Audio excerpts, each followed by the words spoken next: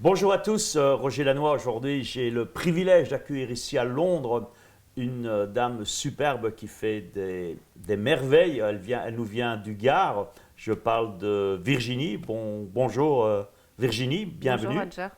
Alors, on s'est rencontrés la première fois, tu étais avec ton mari, avec Stéphane. On s'est rencontrés à Genève il y Oui, a à peu près 4 mois maintenant. oui. Dis-moi un peu, qu'est-ce que tu as, c'était 2 jours de séminaire, objectif atteint, qu'est-ce que tu as retenu de ce séminaire? Ce que je retiens de ce séminaire comme ça, Qu'est-ce qui t'a impacté? là, en tout cas, suite à ta question, c'est cette extraordinaire énergie collective et individuelle, bien évidemment, qui en ressort. Et cette énergie collective, c'est quelque chose qui ne se décrit pas. Ça se ressent, il faut le vivre. Et c'est quelque chose qu'on ne peut pas décrire puisque même en sortant de ce séminaire-là, toutes les personnes que j'aime, je voulais leur faire partager et on ne trouve pas les mots, tellement ils sont puissants, tellement le ressenti est puissant. Et je dirais même qu'ils sont presque plutôt dubitatifs qu'autre chose. Donc j'ai réussi au contraire à diminuer l'énergie pour donner envie aux autres De te personnes de venir. rejoindre. Parce que c'est tellement extraordinaire, je ne vois pas d'autres mots. Super. Et tu m'as dit aussi, quand on s'est vu tout à l'heure, tu m'as dit que ça avait aussi un impact sur ton couple, sur ta vie avec ton fils. Est-ce que tu peux nous en parler?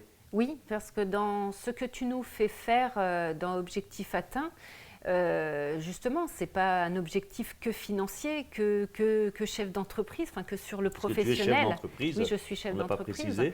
Donc bien évidemment, on pense très souvent, on peut faire un amalgame en pensant réussite égale réussite professionnelle, Mhm. et surtout pas.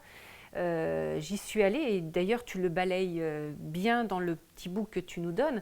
On peut se donner des objectifs en tant que maman, des objectifs en tant qu'épouse, des objectifs en tant que, bien évidemment, chef d'entreprise, manager, avoir des stratégies. Mais j'y allais aussi pour maman, épouse, comme je l'ai dit, mais aussi comme manager et comment mieux communiquer avec mes employés. Et comment c'est d'abord, revenons-en à la famille. Comment ça se passe avec ton fils?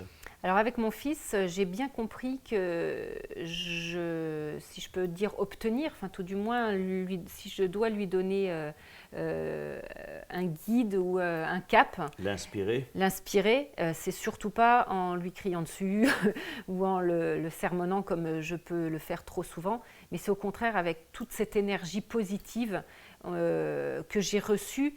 Tu nous mènes facilement où on veut aller. Donc j'ai compris que je pouvais le faire avec mon fils.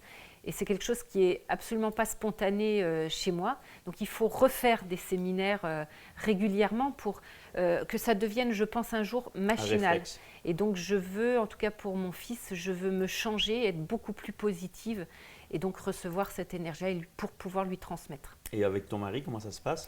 Avec mon Vous mari, étiez tous les deux au séminaire, bien sûr. ouais, je dirais qu'on a trouvé ça mais formidable de se le partager, même De si, vivre en couple. oui, de le vivre en couple, même si justement on s'était donné comme mot d'ordre de ne pas se mettre l'un à côté de Ça, l'autre. c'est toujours le conseil, parce que Voilà, sinon, on joue un peu, on regarde ouais, qu'est-ce que le conjoint il fait et on joue petit bras. exactement. Et là, c'est une très bonne décision que vous avez prise tous les deux, Voilà, donc de on était vivre séparés de part et d'autre de la salle, et c'est ce qui permet de rencontrer nos voisins que tu appelles des buddies, on va les dire. buddies, oui.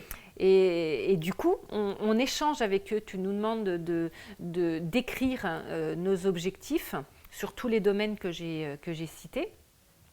Et ça nous permet aussi donc de les écouter, d'échanger, de se comparer. Et quand on se compare, on se dit mais pourquoi je me limite aussi sur certains objectifs. Donc j'ai trouvé ça assez amusant et valorisant pour l'un et pour l'autre. Et donc pour revenir au couple, Ouais. c'était de le partager parce que je me suis dit mais si c'était moi qui étais restée à la maison ou inversement j'avais vécu ça sans lui, mais, je l'ai bien vu, on Il n'arrive y aura un pas. décalage. Il y a un décalage parce qu'on ne peut pas le faire partager. On est tellement d'enthousiasme et on va tellement loin que là, au contraire, c'est pas 1 + 1 = 2. on était 1 plus 1 et ça fait 3 tellement Égal 11. l'énergie est bonne. Et puis quand il y en a un qui est un peu fatigué, l'autre peut reprendre la petite phrase pour dire tu te rappelles, il y avait ça, on s'est dit ça. Il y a de et la oui. stimulation pardon, Voilà, des après deux le côtés. séminaire. C'est génial. Et vous avez tous les deux, vous venez de réaliser un rêve de longue date, de 20 ans je crois. Oui. Tu peux nous en parler? Oui, j'avais un rêve, de par, j'ai envie de dire, ma vie perso. Quand j'étais jeune, j'ai beaucoup Tu déménagé. es toujours jeune. Oui, merci. Et puis, coïncidence, je rencontre un gendarme, il n'était pas encore officier à l'époque, enfin militaire à l'époque, et manque de bol ou pas, parce que c'est très riche d'expérience, on redéménage énormément. Donc ça veut dire qu'en quarantaine d'années, j'ai dû déménager plus d'une trentaine de fois, parce que c'est pas, des fois on déménageait pas forcément dans un autre département, mais ne serait-ce que des fois la maison d'à côté, parce que pour des raisons Pour de bonnes logistiques, raisons. voilà. Donc j'ai énormément déménagé. Et je dirais que parce j'ai toujours manqué d'un vrai nid. Oui. Quand on s'est rencontrés, mon mari m'a donné la passion de l'immobilier. Et très rapidement, donc on a acheté, etc. On rénovait. Moi, j'aimais la décoration, donc j'ai beaucoup rénové. Et très rapidement, on s'est dit, mais avec ta bonne idée d'investir dans l'immobilier dès qu'on était jeune, à partir d'une vingtaine d'années, on s'est regardé et on a trouvé un rêve commun, c'était d'avoir un domaine, un mas provençal. Et mais forcément, ça coûte très cher et on n'avait pas les moyens au début. Et donc, ça a été, mais depuis nos 20 ans, j'ai envie de dire un focus, mais très fort. Finalement, on faisait du développement personnel avant de le savoir. Sans le savoir. Sans le savoir, exactement. Et ma carrière professionnelle, alors que je suis censée, en tant que femme d'officier, je ne travaille pas, je dois faire des enfants, beaucoup d'enfants, et le suivre et assurer la... Voilà. Les femmes d'officiers ne travaillent pas parce qu'on déménage très souvent. Et moi, ça a été au contraire, je voulais ce mas, donc je travaille, je voulais mon indépendance, je voulais de l'argent. Et puis, nous avons signé fin 2016, nous avons réussi.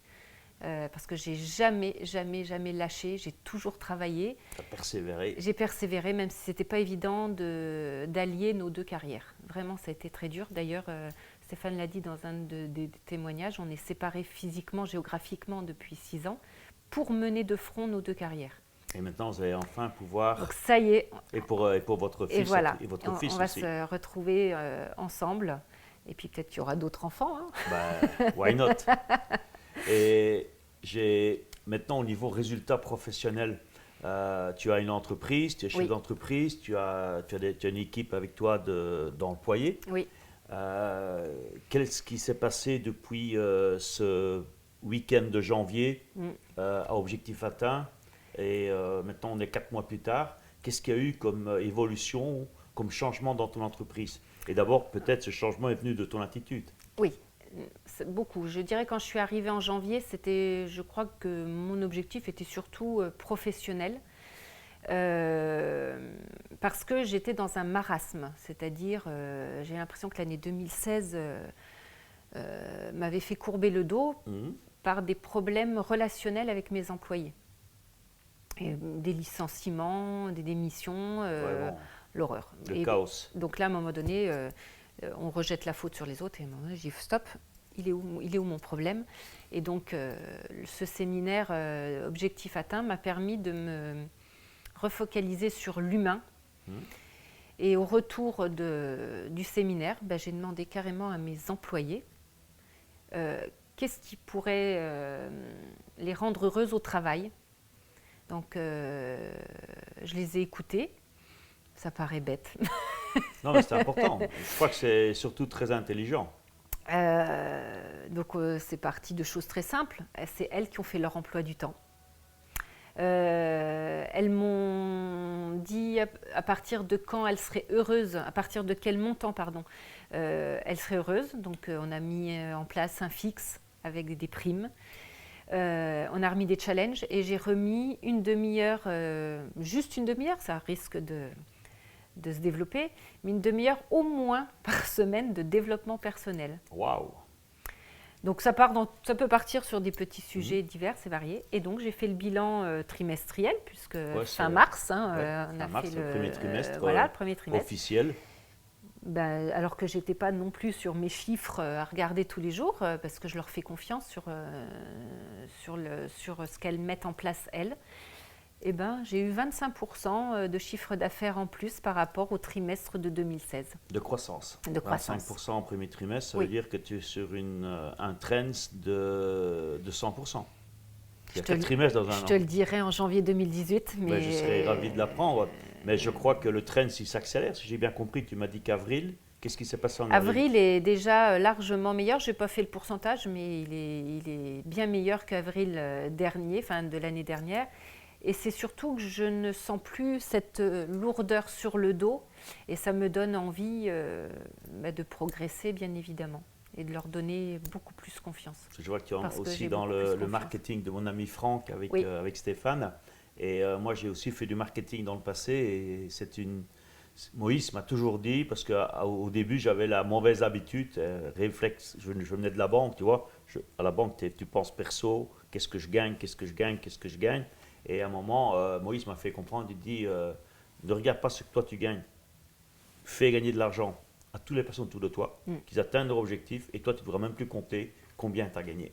Et je crois que tu as mis ça en application. C'est quelque chose que je suis complètement en train de comprendre, qui m'était, je pense qu'il y a un an, je ne l'aurais même pas entendu. Bah, ça t'aurait dit, putain, c'est quoi cette connerie? Enfin, je crois même que j'aurais même pas relevé. Sauf que justement, la répétition des séminaires comme ça me font prendre conscience que c'est vrai. Donc je suis plus dans le don. Comme je disais, c'est pas encore assez inné. Donc je veux encore en manger parce que je suis... Alors il y a une chose dont je suis sûre, c'est que tu as réussi, Franck réussit, Tony réussit. Donc je vais réussir en donnant plus. Voilà. Exactement. J'aime bien, c'est un livre de Bill Clinton, The Secret of Life is Giving. Le secret de la vie, c'est donner. Et bon, c'est pas forcément donner de l'argent pour de l'argent, mais c'est donner de l'attention à ton équipe, prendre soin et bon, tu vas savoir qu'est-ce qu'ils ont besoin. Et bon, quand tu as une équipe qui se sent bien, mais bon, les résultats sont là. La preuve, tu fais plus 25 sur un trimestre. J'ai une dernière question pour toi. Je l'avais posée aussi à Stéphane. Et ça, on aura les deux réponses. Yin et Yang.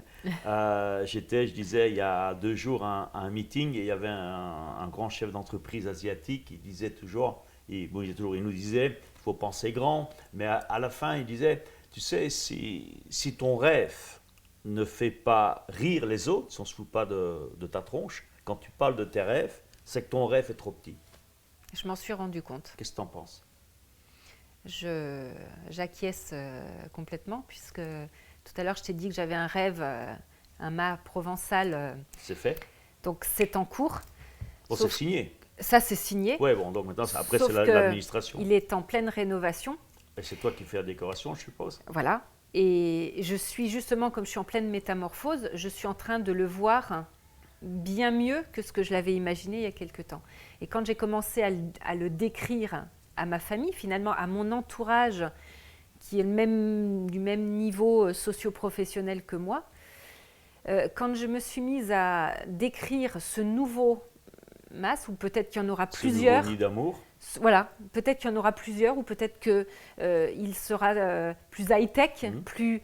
Et là, on a commencé à rire, en disant « Oh, ah bon, tu veux mettre un cinéma en extérieur? Ah bon, tu veux mettre un jacuzzi, une piscine, une double piscine pour tes locataires ?» Parce qu'il y aura aussi des gîtes et des choses comme ça. Et du même rêve que j'avais il y a 20 ans, et le même rêve aujourd'hui, il est beaucoup plus grand et il fait rire mon entourage. Donc c'est bon, c'est un bon signe. Je pense que c'est réel. Vous êtes dans le bon. Ok, mais merci beaucoup, merci beaucoup Virginie, c'était un plaisir. Et on se verra en janvier pour les 100%. 100%. Voilà. Merci. Merci.